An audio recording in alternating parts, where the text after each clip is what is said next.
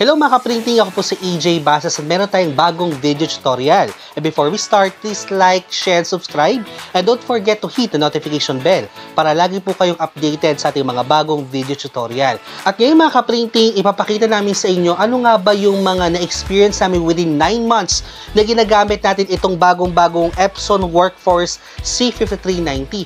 Ano yung mga problema na ina-encounter namin at yung solusyon na pwede namin i-share po sa inyo para at least po papagaan ng inyong trabaho, and at the same time malaman niyo yung mga discarding ginagawa po namin para mas makuha ninyo yung kulay ng C5390 sapagkat based sa nakikita po natin versus C5290 and going to C5390 which is ang bagong model po ni Workforce, malaki po ang differences niya. Ngayon papakita namin sa inyo kung anong style na aming ginagawa.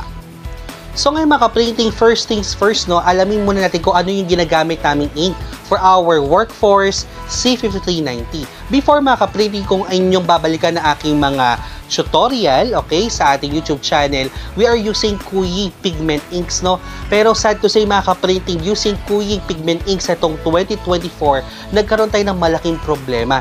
Actually, as you can see on my background, nag-iisa na lang po ang aking Workforce. Wala na po yung dati natin ng mga 5290. Bakit?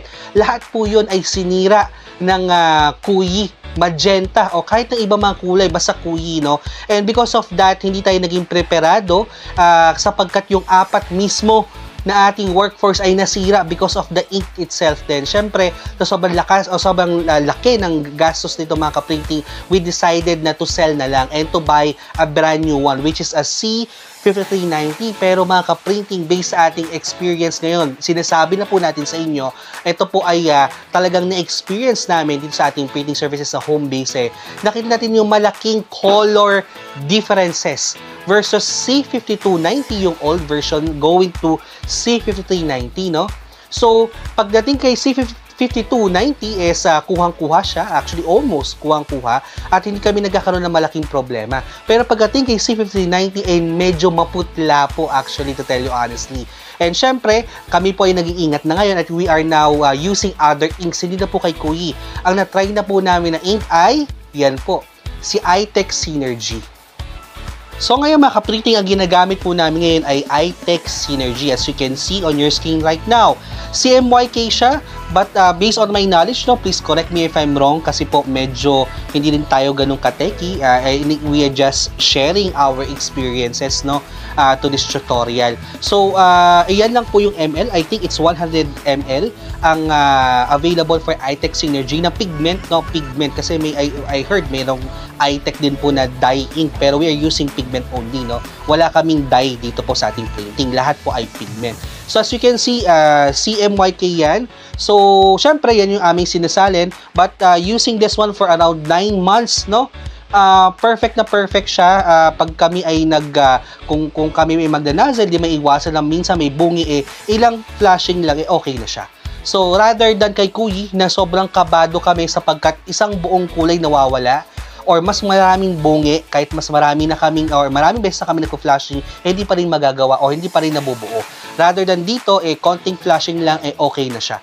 So ngayon maka-printing, wala namang problema kung if you will try other pigment inks, We are just sharing kung ano yung ink na best para sa amin and based sa aming observation. Based sa observation namin as of the moment, kasi actually nakapag-try na rin kami yung Kuyi ink, Hansol, nakapag-try na rin kami before. Pero ngayon, as of the moment ngayon na mga kaprinting, for our Workforce and even to our L series na mga Epson, best na best para sa amin as of the moment. Na less worry kami, yun nga hindi kami kinakabahan, pagka iTech Synergy pigment ink ang aming ginagamit. So hindi po ito sponsored ng iTech, we just sharing our experience. So ngayon mga kaprinting, punta tayo sa actual printing, Ano ba yung pinaka-color differences going to a regular printing, going to C5390? Ano yung prosesong ginagawa namin para kahit paano, yung kulay nakukuha. Ibig sabihin mga ka-printing, hindi talaga siya makukuha, to tell you honestly. May mga lumalabas kayo ng mga ink sa ating community, sa Workforce community, pero as of the moment, hindi ko pa siya natatry. Pero ngayon, since we are using ito nga po, iTech Synergy, ito yung paraan namin ginagawa para at least mga ka-printing, makuha namin yung kulay na gusto namin. So ngayon mga printing, ito po, pinapakita na po namin sa inyo yung aming sample print, no, to our colors, no. As you can, yan, mga basic colors yan. So syempre, yan yung unang ipapakita namin, yung print out po na matte high, okay, naka matte high yan. C5390 from Workforce yan, okay, from Workforce. And yun nga po, we print this one using Photoshop, okay. So by the way mga ka-printing, may mga nangyayari din mga printing na kung saan nag-print kayo kay Photoshop, okay siya, tapos nag-print naman kay SignMaster, other application or software, iba ang kulay. Kaya dapat mga ka-printing, medyo malaki talaga ang adjustment niyo pag kayo ay bumili ng C5390. Marami kayong trial, sobrang daming trial para makuha ninyo yung kulay na para sa inyong kliyente. Kaya we suggest, before you mass print, mag-print muna kayo sa regular paper o yung mga retaso nyong papel. Okay? So yan, we print this one, C5390, regular printing, matte high, okay, using Photoshop. Yan yung pinaka-black, yan, magenta and other colors. And ito naman po, yung isang kulay. Yan. So as you can see, pagtabihin ko lang mga ka-printing, nakita niyo yung differences. Ginamit namin ng sublicode, okay? Ano yung sublicode, no? Papakita natin sa inyo. Yung sublicode mga ka-printing, actually, nakukuha nyo po ito through online. Sa online, makukuha nyo po ito. Marami pong mga sublicode. Yan po yan, sample. Yan. So, sublicode, okay? Mga code na kung saan ito, yan yung gagamitin nyo for your Photoshop para makuha yung mga kulay na yan. So, dito, nakita namin na we try, kami na ay na-experiment using the specific code, okay, for red or other, para makuha namin yung kulay na nasa screen, ginamit namin yan. So, once we use it, actually, ito na po ang kinalabasan. Yan. So, using ang sublicode, C5390 pa rin ang ginagamit namin, matte high pa rin, Photoshop pa rin ang pinanggalingan, pero naka-sublicode siya. As you can see, ito medyo pinkish, dark pink siya, okay? This one is going to red. It's a regular paper, by the way. Regular paper lang po yan. So, nakita nyo yung color differences niya, naging dark ng konti into sublicode. Pero, syempre nga, just like I mentioned, you need to check and you need to try muna. Mag-sample muna kayo. But using a sublicode, mas madali nyo makukuha yung kulay na gusto po ninyo for C5390.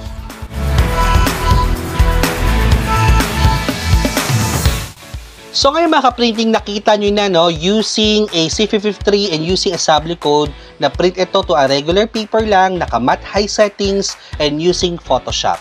Okay? So ngayon naman po papakita ko sa inyo using a glossy photo paper.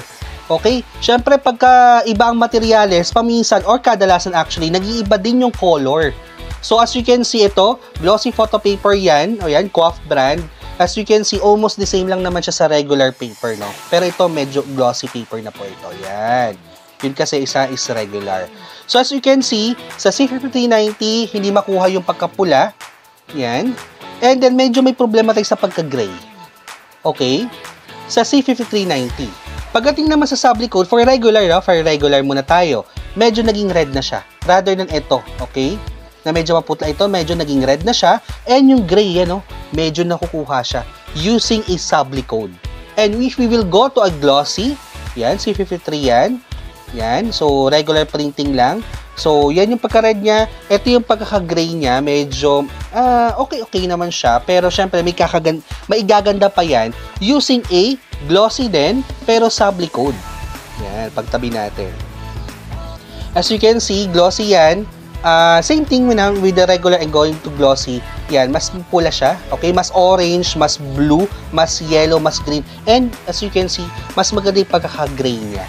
Okay? So, ito po ay based lang po sa aming experience, no?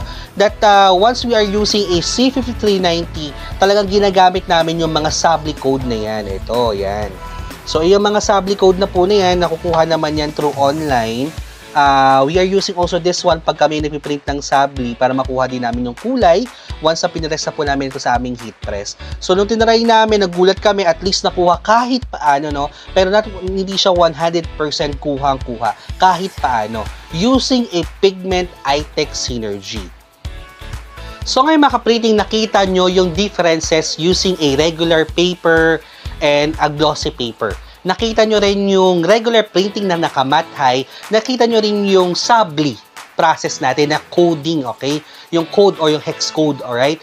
Na kung saan, same thing naman, hindi ko na na-mention, naka-matte high din po yun. Pero using a specific code ng kulay na gusto po natin. So, kahit paano mga ka-printing, makukuha din ng kahit paano, pero hindi siya 100% talaga. Kasi medyo hirap talaga timplahin ng kulay ng C5390. We don't know kung ano ang, I think, based din sa mga expert into workforce, they say na medyo may difference in terms of head, I think. And I think may update sa C53 versus 52 na ang ganda na nga ni 52, pero medyo in-upgrade nila, pero hindi ganun pa, for me, hindi siya naging maayos in terms sa color, no? Malaki ang color differences niya. So, ito ay aking opinion, no? No problem naman if you will use a C5390 or 5890, yung may scanner niya, walang problema yun. Pero for me, the best pa rin is si C5290 at si C5790. Because yung kulay, walang masyadong problema. Print lang kami ng print, but dito nagkakaroon kami ng maraming trial and error hanggang sa makuha namin yung kulay na gusto ng kliyente. So ngayon mga printing, ito po yung unang isi-share namin sa inyo at marami pa kaming madidiscover na tips and tricks how to use para magamit yun ng full potential yung C5390. So ito po muna. Pero syempre mga printing, to continue this kind of tutorial na medyo natagalan tayo ng another upload ngayon because nagkaroon tayo ng medyo busy schedule.